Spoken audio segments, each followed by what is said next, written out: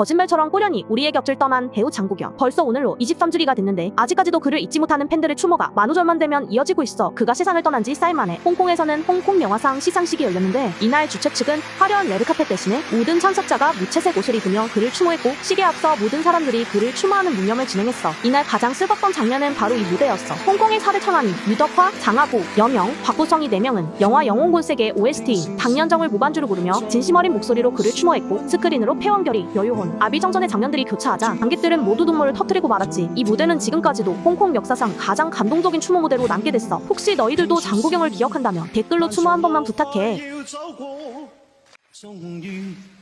走到明媚晴天，聲聲歡呼躍起，像紅日發放金箭，我伴你往日笑面重現。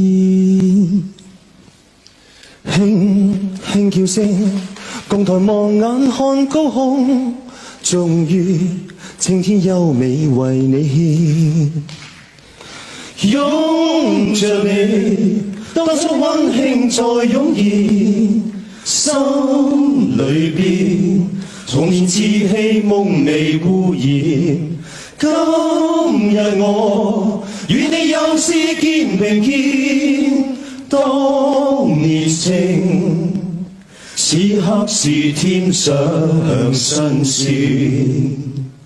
一望你，眼裏溫馨已通電，心裏邊從前夢一點未改變。